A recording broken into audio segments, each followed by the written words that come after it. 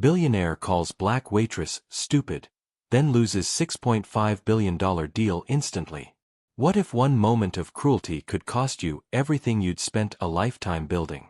Margaret wiped down the counter at Rosie's diner for the 100th time that morning, her weathered hands moving in the familiar rhythm she'd perfected over 37 years. The lunch rush was about to begin, and she could already hear the familiar hum of conversations starting to fill the small restaurant that had become her second home. At 62, Margaret had served thousands of customers, from tired truckers to young families, always with the same warm smile and patient grace that had earned her a special place in the hearts of everyone who knew her. She'd raised 3 children working double shifts at this very diner, put them all through college, and never once complained about the ache in her feet or the way some customers treated her. But today, something was about to happen that would change everything, not just for Margaret, but for one of the wealthiest men in America. Where are you watching from tonight? The morning sun streamed through the worn red curtains of Rosie's diner as Margaret straightened her apron and checked the coffee pots one more time. She'd been the head waitress here since 1987, back when her youngest daughter Sarah was still in elementary school. The diner sat on the corner of Main Street in Millbrook, a small town where everyone knew everyone, and Margaret knew exactly how each regular customer liked their eggs and coffee. "Morning, Miss Margaret," called out Tommy, the cook, as he flipped pancakes on the griddle.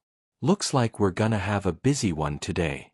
There's some big meeting happening at the Millbrook Conference Center, and word is we might get some of those fancy business folks coming in for lunch." Margaret smiled and nodded, adjusting the small gold cross that hung around her neck, a gift from her late husband James before he passed 5 years ago. She'd learned long ago that every customer deserved the same respect, whether they drove a pickup truck or a limousine. Her grandmother had taught her that when she was just a girl, working alongside her in their family's small cafe in Alabama. "Treat every person like they're somebody special, because they are," Grandma Rose used to say. The morning regulars began filtering in. There was Mr. Peterson, the retired postman who always ordered 2 eggs over easy with wheat toast, and Mrs. Chen, who ran the flower shop next door and loved Margaret's recommendation for the daily special. Each interaction was warm and familiar, filled with the kind of genuine care that had made Margaret beloved in this community. Around 11:30, Margaret noticed a sleek black car pull up outside. Through the window, she could see a tall man in an expensive suit checking his phone with an impatient expression. He looked like he didn't want to be there, like the diner was somehow beneath him. Margaret had seen that look before, usually from people passing through who thought small-town folks weren't worth their time. When the bell above the door chimed, Margaret looked up with her usual welcoming smile. The man who entered was probably in his 50s, with silver hair and a face that seemed permanently set in a scowl. His suit probably cost more than Margaret made in 6 months, and his gold watch caught the light as he glanced around the diner with obvious disdain. He chose a corner booth and sat down heavily, immediately pulling out his phone and starting what sounded like a very important call about millions of dollars and international deals. Margaret approached the booth with her notepad and that same warm smile she'd given thousands of customers before. She waited patiently while the man continued his phone conversation, speaking loudly about stock prices and merger agreements. When he finally looked up, his eyes were cold and dismissive. "What do you want?" he snapped, not bothering to lower his voice or acknowledge her presence as anything more than an interruption. "Good morning, sir. I'm Margaret, and I'll be taking care of you today. Can I start you off with some coffee or maybe tell you about our lunch special?" Her voice was gentle and professional, the same tone she'd used with every customer for 37 years. The man's expression grew even more annoyed. "Look, I don't have time for small talk. Just bring me a black coffee and whatever sandwich you can make fastest. And make it snappy, I have a very important meeting in 20 minutes. Margaret nodded kindly. "Of course, sir. I'll have that right out for you." She turned to walk away, but the man's phone rang again, and his conversation grew even louder and more aggressive. Other customers began to notice, shifting uncomfortably in their seats as his voice filled the small diner. When Margaret returned with a coffee and a freshly made turkey sandwich, the man was in the middle of what sounded like a heated argument with someone on the other end of the line. She set the plate down carefully and was about to ask if he needed anything else when disaster struck. As she reached across to place a napkin next to his plate, her elbow accidentally bumped his coffee cup, spilling the hot liquid across the table and onto some papers he had spread out. It was the kind of small accident that happened every day in restaurants everywhere, the kind that usually resulted in apologies from both sides and maybe a shared laugh about life's little mishaps. But not today. The man exploded in rage, jumping up from his seat and shouting loud enough for the entire diner to hear. "Are you stupid? Look what you've done. Those papers were worth millions. How can someone be so clumsy and stupid?" If this moment touched your heart, please give the video a thumbs up. Margaret stood frozen, the empty coffee cup still in her hand, as every conversation in the diner stopped and all eyes turned to their corner booth. The silence that followed the man's outburst was deafening. Margaret felt her cheeks burn with embarrassment and hurt, but she kept her composure the way she'd learned to do through decades of dealing with difficult customers. She'd been called worse things before, but never in front of the community that had become her family. "I'm so sorry, sir," Margaret said quietly, reaching for napkins to clean up the spill. "Let me get you a fresh cup right away and help you dry those papers." But the man wasn't finished. "Don't touch anything else. Do you have any idea who I am? I'm Richard Blackwell, and I just lost a $6.5 billion deal because some stupid waitress can't pour coffee without spilling it everywhere." The name hit the diner like a thunderbolt. Richard Blackwell, everyone had heard of him. He was one of the richest men in America, the CEO of Blackwell Industries, famous for his ruthless business practices and his habit of buying up small companies and shutting them down for profit. He'd been on the cover of magazines, always photographed in expensive suits with that same cold, superior expression he wore now. What Richard didn't notice, in his fury and self-importance, was the man sitting quietly in the booth directly behind him. David Chen, Mrs. Chen's youngest son, had been having lunch before heading back to his office at Horizon International, one of the largest investment firms in the world. David was known for his quiet demeanor and unassuming appearance. He still drove the same modest car he'd had in college and preferred small-town diners to fancy restaurants, despite being worth more than most people could imagine. David had grown up in this diner. Margaret had served him countless meals when he was a teenager, always remembering his favorite order and asking about his grades. She'd been one of the first people to congratulate him when he got his MBA from Harvard, and she'd sent flowers when his father passed away 3 years ago. To David, Margaret wasn't just a waitress, she was family.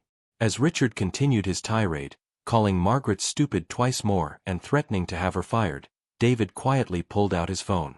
The papers scattered across Richard's table included letterhead from Horizon International, and David recognized the deal immediately. It was the Millennium Project, a massive acquisition that Richard's company had been negotiating for months, worth exactly $6.5 billion. Have you ever witnessed someone treat another person with such disrespect? Let us know in your thoughts in the comments below. The irony was perfect, and David knew exactly what he had to do. David stood up slowly from his booth, his presence immediately commanding attention even though he spoke in the same quiet tone he'd always used. "Excuse me, Mr. Blackwell." Richard whirled around, still red-faced with anger. "What? Can't you see I'm dealing with incompetent staff here?" "Actually, I couldn't help but notice your papers there," David said calmly, nodding toward the scattered documents. "The Millennium Project, right? $6.5 billion acquisition." Richard's expression shifted slightly, a flicker of recognition crossing his face, though he couldn't quite place where he'd seen David before. "Yes, and thanks to this stupid woman, the contracts are ruined. I'm going to be late for the most important meeting of my career." David nodded thoughtfully, then pulled out his business card and handed it to Richard. "I'm David Chen, Senior Vice President at Horizon International. I believe you have a meeting with our board in about 15 minutes to finalize that deal." The color drained from Richard's face as he stared at the business card. Horizon International. The company that controlled the $6.5 billion deal. The company whose approval Richard needed to secure the biggest acquisition of his career. "You see, Mr. Blackwell," David continued in that same calm voice, "Margaret here isn't just any waitress. She's been like a second mother to me since I was 10 years old. She helped me with my homework at that very table where you were sitting. She celebrated with my family when I graduated from college. She held my mother's hand when my father died. Richard's mouth opened and closed like a fish out of water, realizing the magnitude of what had just happened. The room was so quiet you could hear a pin drop as David continued. Now, I was planning to recommend that our board approve your acquisition proposal today. We've been very impressed with Blackwell Industries' track record, and this seemed like a mutually beneficial partnership. David paused, glancing at Margaret, who was still standing with a coffee cup in her hands, tears beginning to form in her eyes. But I have to say, after witnessing how you treat people, especially someone as kind and hardworking as Margaret, I'm having serious second thoughts about doing business with someone who shows such disrespect for others. Richard's face had gone from red to pale white. Mr. Chen, please, there's been a misunderstanding. I was just having a bad day, and... If you've been enjoying this story, subscribe to our channel for more heartwarming tales like this. David held up his hand gently, his expression never changing from that calm, measured look. The meeting starts in 10 minutes, Mr. Blackwell. I suggest you think carefully about what kind of man you want to be. The transformation in Richard Blackwell was immediate and complete. The arrogance melted away, replaced by a desperation that everyone in the diner could see. He turned to Margaret, his voice shaking as he spoke. Margaret, I am so deeply sorry. There's no excuse for the way I treated you. You were trying to help me, and I responded with cruelty. That's not the man I want to be. Margaret looked at him for a long moment, and then something beautiful happened. Her face softened with the kind of grace that comes from a lifetime of choosing kindness over bitterness. We all have bad days, Mr. Blackwell. The important thing is how we choose to treat each other when we're at our worst. Richard's eyes filled with tears. How can you be so forgiving after what I said to you? Because my grandmother taught me that everyone deserves a second chance, Margaret replied, placing her hand gently on his shoulder. She also taught me that how we treat the people who serve us shows who we really are inside. David watched this exchange with a small smile. You know, Mr. Blackwell, I think there might still be time to make this right. The meeting doesn't start for another 8 minutes. Richard nodded eagerly, then did something that surprised everyone in the diner. He reached into his wallet and pulled out a business card, writing something on the back.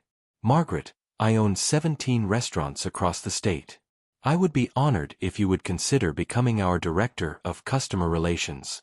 The job comes with a salary that's probably 10 times what you make here, full benefits, and the respect you deserve. Margaret's eyes widened in surprise. Mr. Blackwell, that's very generous, but Rosie's Diner is my home. Then let me help Rosie's Diner too, Richard said, his voice growing stronger. What if I invested in this place? Made it the flagship of a new chain of community diners, with you as the consultant to make sure every location treats customers and staff with the kindness you've shown me. As David and Richard headed to the conference center for their meeting, Margaret stood in the diner she'd called home for 37 years, surrounded by customers who had become family, holding a business card that would change her life forever. Sometimes the most powerful lessons come not from success, but from the moments when we choose to treat others with dignity and respect. If you enjoyed this story, please remember to like, leave a comment with your thoughts, and subscribe for more heartwarming tales. Thank you for joining us on this journey of discovering that kindness always finds a way to return to those who give it freely.